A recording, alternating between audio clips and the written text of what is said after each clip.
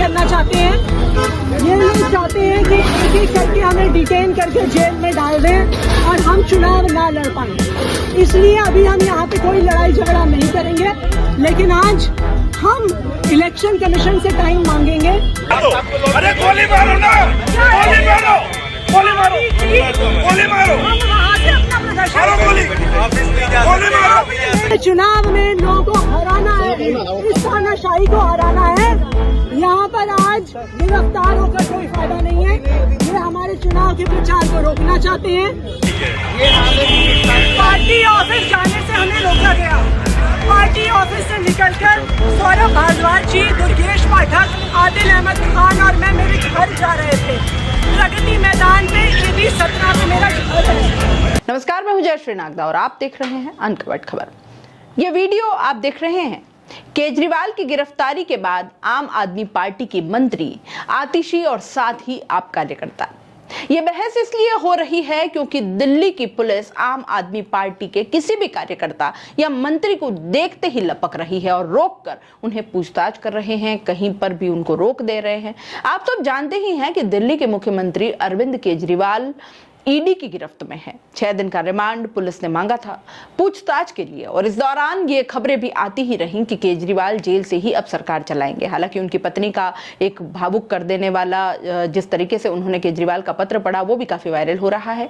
वहीं साथ में अब आपको बता दें कि कल प्रदर्शन में जिस तरह से आप पार्टी के मंत्रियों को या कार्यकर्ताओं को सड़क से उठाकर घसीटा गया, यहां तक कि पंजाब के मुख्यमंत्री भगवंत मान को तो बहुत ही बुरी तरह से सड़क पर रगड़ दिया गया।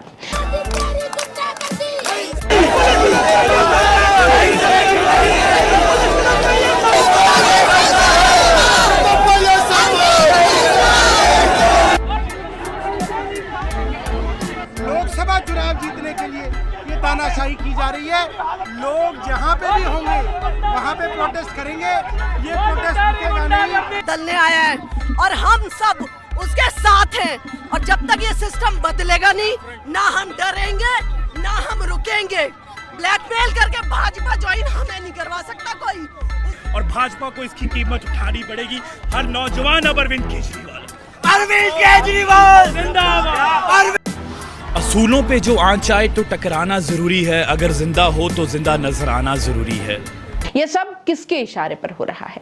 राघव चड्डा और इंडिया गठबंधन इसे अघोषित इमरजेंसी तक कह रहे हैं।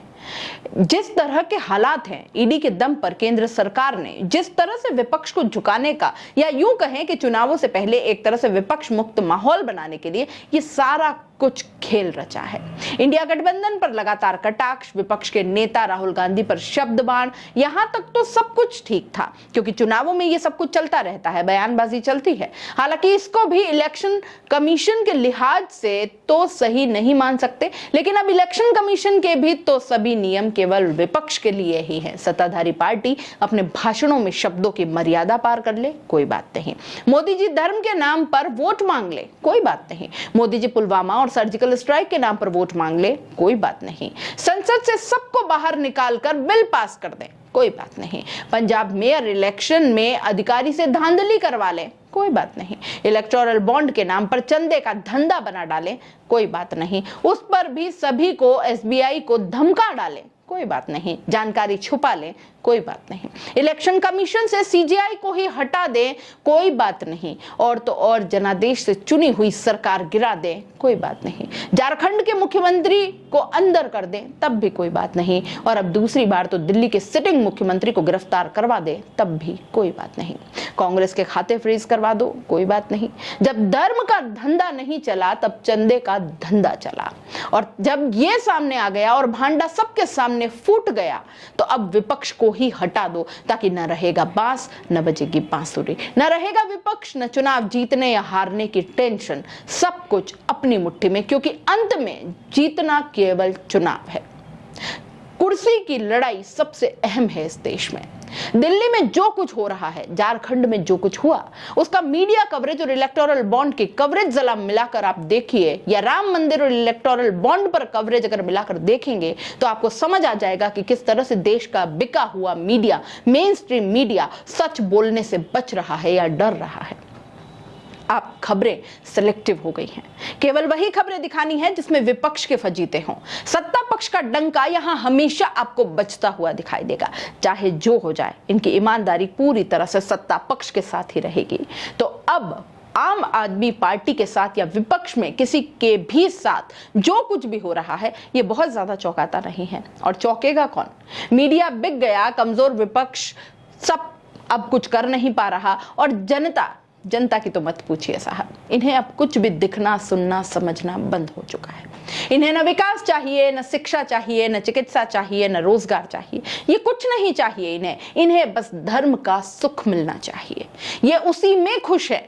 लेकिन जरा सोचिए, जिस तरह की तानाशाही आप सबके सामने हो रही है, आप देख रहे हैं, आने वाली पीढ़ी को क्या देंगे आप? क्योंकि ये मानसिकता गुलाम बना डालेगी आपको, या शायद अब तक आप बन चुके हैं। तानाशाही की तरफ बढ़ते कदम आपको एक एक कर गर्त में धकेल रहे हैं। मानसिक रूप से पंगु बनाए जा चुके हैं आप, जिसे कुछ नहीं चाहिए, बस केवल और केवल धर्म की चरस चटा के और सत्ता का खेल खेला जा रहा है। ये मत सोचिए आप कि आपके साथ कुछ नहीं होगा। आप सोचिए, सिक्यारा टनल में जिस वकील हसन ने मजदूरों की जान बचाई, उसका घर तोड़ दिया गया। क्या गुनाह था उसका? क्या गलत किया था उसने? अरे ये तो केवल एक उदाहरण है। ऐसे कितने ही उदाहरण भरे पड़े हैं। सिर्फ इतना ही नहीं, सिर्फ इतना ही आप पूछ लीजिए कि सत्ता पक्ष के किसी भी नेता या कार्यकर्ता पर इस तरह की ईडी की जांच क्यों नहीं चलती कभी? बल्कि यहां तो दूसरी पार्टी के घोटालेबाज या भयंकर आरोपी भी, बलात्कारी भी भाजपा में आकर एकदम पाक साफ हो जाते हैं। बेटियां सड़कों पर रोती रह जाती हैं। सवाल क्यों नहीं आते मन में? सब कुछ देखकर अनदेखा कैसे कर लेते हैं? क्या ये लोकतंत्र है वाकई? क्या चुनाव इस तरह से होंगे? अब ये बेईमानी नहीं है। आप किसी को लड़कर हरा सकते हो, लेकिन लड़ने से ही रोक देना लोकतंत्र की नहीं, कायरता की निशानी है। और इस वक्त सबसे ज्यादा कायर इस देश में कौन है? मुझे नहीं लगता इसका जवाब मुझे देने की जरूरत भी है। क्या कहना है आप कार्यकर्ताओं या मंत्रियों के साथ इस सलूक पर, या यूं कहें समूचे विपक्ष पर इस तरह की कार्रवाइयों को आप किस तरह से देखते हैं? क्या यह केवल एक राजनीतिक मकसद के लिए नहीं किया जा रहा? आपकी राय लिख भेजिए कमेंट बॉक्स में। आप इस पर क्या सोचते हैं? और जाते जाते चैनल को लाइक, शेयर और सब्सक्राइब जरूर करते जाइएगा। मेरी गाड़ी देख के गोली मारो सर, खत्म करो ना लोग। अरे अपोजिशन को खत्म आम आदमी पार्टी कोई बात नहीं किया जा रहा है। खत्म कर दो। ये हाल है पार्टी के। पार्टी ऑफिस जाने से हमें रोका गया। पार्टी ऑफिस से निकलकर सौरभ भारद्वाज जी, दुर्गेश पाठक, आदिल अहमद खान और मैं मेरे घर जा रहे थे। प्रगति मैदान पे AB 17 पे मेरा घर है। हम यहाँ पे 12 खंबा रोड के फ्लाईओवर से नीचे उतरे और इन पुलिस वालों ने मेरा चेहरा देख के गाड़ी रोकी। अब ये कह रहे हैं हमें अपने घर भी नहीं जाने देंगे।